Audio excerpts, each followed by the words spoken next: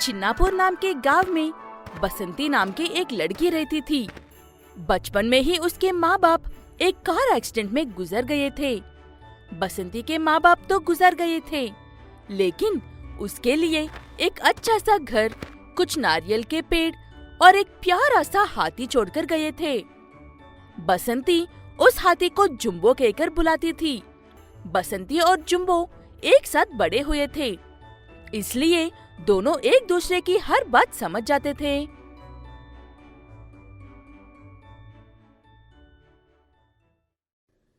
Jumbo जल्दी से चलो, सारे नारियल खत्म हो गए हैं। आज हमें नारियल तोड़ना है और बेचना भी है। बहुत ज्यादा काम है, जल्दी करो। बसंती अपने पेड़ों के नारियल तोड़कर उनसे व्यापार करती थी। बसंती बचपन से ही किसी का भी सहारा लिए बिना अकेले ही सब कुछ कर लेती थी। कुछ भी हो जाए, लेकिन बसंती जुम्बो का साथ नहीं छोड़ती थी। लेकिन गांव के कुछ लोग बिना वजह हमेशा उसी के पीछे पड़े रहे थे। बसंती बड़ी मेहनत से नारियल तोड़कर लाकर बाजार में बेच रही थी। तब वो लोग वहाँ पर आते हैं जो हमेशा जुम्बो को गांव से भगाने की कोशिश करते हैं।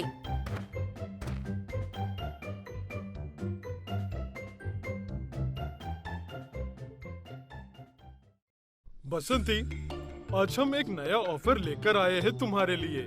उसके बाद तुम्हें ये सब बेचने की जरूरत ही नहीं पड़ेगी। मैं आप दोनों के ऑफिस को अच्छे से जानती हूँ। अजय भैया और विजय भैया, चुपचाप यहाँ से चले जाओ, वरना आपको जुम्बो उठाकर फेंक देगा। हम भी तो यही चाहते हैं। हो जाए आज। कहो तुम्हारे उस हाथी से कि मुझे उठाकर फेंक दे।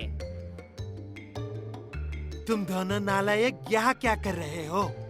खेतों में है, वहाँ पर मजदूरों की तुम्हारी जरूरत है। पता नहीं ये बूढ़ा आदमी बीच में कहाँ से आ जाता है। ये कहते हुए अजय और विजय वहाँ से चले जाते हैं। वो बूढ़ा आदमी अजय और विजय के दादा है और बसंती के नाना है। उस गांव में बसंती के रिश्तेदार होने के बावजूद भी वो हमेशा से सब कुछ अकेले ही करती है, कभी किसी की मदद नहीं लेती। और अजय और विजय बसंती से बड़े हैं और उन दोनों के पास सब कुछ है, फिर भी दोनों नालायक है। इसलिए वो बूढ़ा आदमी हमेशा उन दोनों को डांटे मारता है और उसी वक्त अपनी नवासी की तारीफ भी करता है। ये बात उन दोनों भाइयों को बर्दाश्त नहीं होती है, इसलिए वो हमेशा बसंती का काम बिगड़ने के लिए चुपके से उसके घर आते हैं और जुम्बो के हाथों से पीट कर जाते हैं। इसलिए दोनों भाई उस जम्बो को बसंती और इस गांव से हमेशा दूर करने की कोशिश करते हैं। विजय, इधर आ, मेरे पास एक अच्छा उपाय है। इसके बाद हमें उस हाथी के बच्चे से छुटकारा मिल जाएगा। उसके बाद देखते हैं ये बसंती क्या करती है। ये कहते हुए अजय विजय को अपनी योजना बताता है। उसी हिसाब से अजय फिर से बसंती के पास जाता है। वहाँ पर कोई अनजान व्यक्ति तुम्हारा नारियल तोड़ रहा है।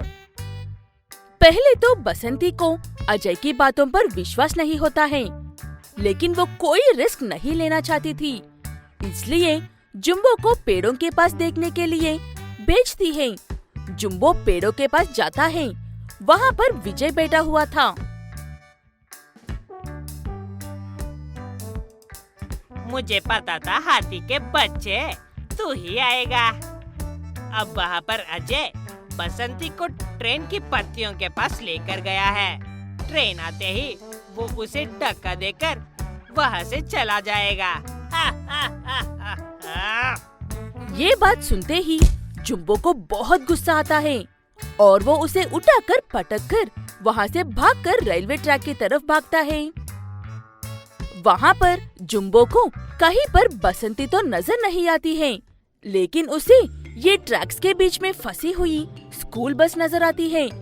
आवाज से ऐसा लग रहा था कि ट्रेन पास में ही है और बस में ढेर सारे बच्चे थे। इसलिए जुम्बो बिना सोचे अपनी पूरी ताकत लगाकर जोरों से उस स्कूल बस को धक्का मार रहा था। आखिरी पल में जुम्बो सबकी जान बचा लेता है, लेकिन इतनी मेहनत करने की वजह से जुम्बो काफी कमजोर पड़ गया था। यहाँ पर गांव में लोग अजय और विजय की बातें सुनकर जुम्बो और बसंती को इस गांव से निकलने की बात कर रहे थे। तभी वहाँ पर बसंती के नाना आते हैं। ये दो नालायक जो बता रहा है वो सिर्फ आधा सच है। जम्बो ने विजय को उठाकर पटका जरूर है, लेकिन उसके पीछे एक वजह है। मैं तब वहीं पर था। ये कहते हुए बसंती के नाना वो बात बताते हैं। तभी वहाँ पर स्कूल बस का ड्राइवर आकर बाकी की बात बताता है कि कैसे जुम्बो ने अकेले उस ट्रेन से मुकाबला किया है। तब उनमें से कुछ गांव वाले जुम्बो के पास भागते हैं और कुछ लोग बसंती से जुम्बो के लिए बात करते हैं। हमें माफ कर दो बेटा बसंती, हम सब सच में इनकी बातों में आ गए थे और पता नहीं तुम्हें इस गांव से कैसे निकलने वाले थे। ये कहते हुए सब मिलकर अजय और विजय को खूब पीटते हैं और उसके बाद से सारे गांव वाले जुम्बो और बसंती के साथ मिलजुल कर रहने लगते हैं। तालापुर नाम के गांव में गोविंद और अरविंद नाम के दो व्यक्ति रहते थे। इन दोनों का घर जंगल में एक नदी के पास है, जहाँ पर दूसरे किसी का घर नहीं है। गोविंद का घर नदी के इस पार था तो अरविंद का घर उस पार था। गोविंद के पास 7 बकरियां थी और अरविंद के पास एक लोमड़ी थी। गोविंद उन्हीं बकरियों से अपना व्यापार करता था और अरविंद एक लखा-दारा था। वैसे तो अरविंद काफी अच्छा इंसान है, लेकिन उसके लोमड़ी की नजर हमेशा गोविंद की बकरियों पर ही रहती थी। लेकिन बीच में नदी होने की वजह से वो चुप रहती थी। गोविंद नदी इस पार से। क्या बात है अरविंद, बड़े उदास लग रहे हो? कुछ नहीं दोस्त, थोड़ी सी तबीयत खराब है, इसीलिए जंगल में भी नहीं जा रहा हूँ। वैसे मैं और मेरे बकरियां भी आज छुट्टी पर है। मुझे गांव में कुछ काम है, वो खत्म करके आता हूँ। ठीक है दोस्त, तुम्हारा दिन शुभ हो। ये बात सुनते ही अरविंद की लोमड़ी के कान तेज हो जाते हैं, क्योंकि गोविंद की बकरियां कुछ समय के लिए अकेली रहने वाली थी। लेकिन अरविंद को अपनी लोमड़ी की नीयत के बारे में अच्छे से पता था, इसलिए वो गोविंद के आने तक का इंतजार करता है।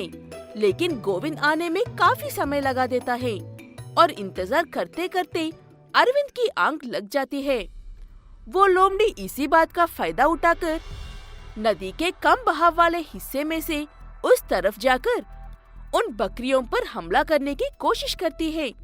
लेकिन उन 7 बकरियों में से 2 बकरियां बड़ी बहादुर थी और उस लोमड़ी से कुछ कम भी नहीं थी। इसलिए वो उस लोमड़ी को गोविंद के लौटने तक उलझाए रखते हैं और जब गोविंद लौट कर आता है तब वो लोमड़ी वहाँ से भाग जाती है। ये यहाँ क्या कर रही थी? मेरी बकरियां तो ठीक है ना? ये कहते हुए गोविंद जाकर पहले अपनी बकरियों को देखता है। सब ठीक होने की वजह से लोमड़ी ऐसे ही घूमते हुए आई थी, ये सोचकर चुप हो जाता है। लेकिन उस लोमड़ी को उस बकरियों का मजा लग गया था। ऐसे कुछ दिन बाद गोविंद को किसी काम से और कुछ दिनों के लिए बाहर जाना था, इसलिए वो अपनी बकरियों को अरविंद के भरोसे छोड़कर जाने का फैसला लेता है। अरविंद, भाई मैं कुछ दिनों के लिए बाहर जा रहा हूँ। क्या तुम मेरे लौटाने तक इन बकरियों को ख्याल रख सकते हो, अगर तुम्हें कोई दिक्कत ना हो तो? अरे, इसमें दिक्कत की क्या बात है भाई, मैं जरूर ख्याल रखूंगा तुम्हारी बकरियों का। ये कहते हुए दोनों एक दूसरे से कुछ देर बात करने के बाद गोविंद वहाँ से चला जाता है। अरविंद उन बकरियों को एक तबेले में छोड़ देता है। इस सब से उस लोमड़ी तो काफी खुश थी और उसे अब सिर्फ रात का इंतजार था। जब अरविंद सो गया तब लोमड़ी उन बकरियों का मजा लेने का सोचती है। अंधेरे होते ही लोमड़ी चुपके से जाकर छोटी बकरियों को पकड़ने की कोशिश कर रही थी, लेकिन उन 2 बकरियों के होते हुए लोमड़ी उनके पास नहीं जा पा रही थी और इस सब से वहाँ काफी शोर हो रहा था। इस वजह से अरविंद की नींद भी टूट जाती है और उठकर उन बकरियों के पास आता है। तभी वो चालाक लोमड़ी छुप जाती है। जरूर ये 2 बड़ी वाली बकरियां ही लड़ रही होगी। इन्हें ले जाकर अलग अलग रखना होगा। ये कहते हुए दोनों बकरियों को वहाँ से ले जाकर अलग अलग जगह पर बांध देता है। उन 2 बकरियों के जाने के बाद बाकी की बकरियां काफी सारी हुई थी और अरविंद जाकर फिर से सो जाता है। उसके जाते ही वो लोमड़ी बाहर निकलती है। उसे देखते ही वो छोटी सी बकरियां एक कोने जाकर डरने लगती है।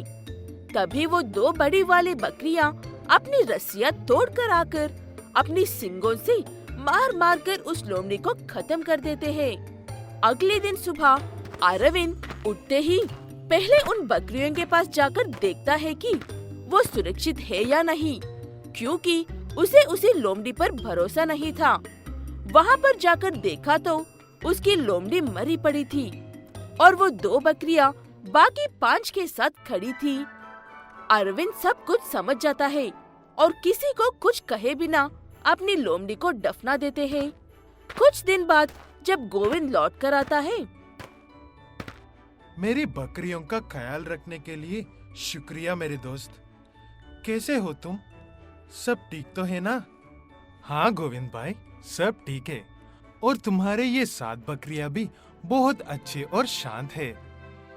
गोविंद उन बकरियों को लेकर वहाँ से चला जाता है और अरविंद उन्हें देखता रह जाता है।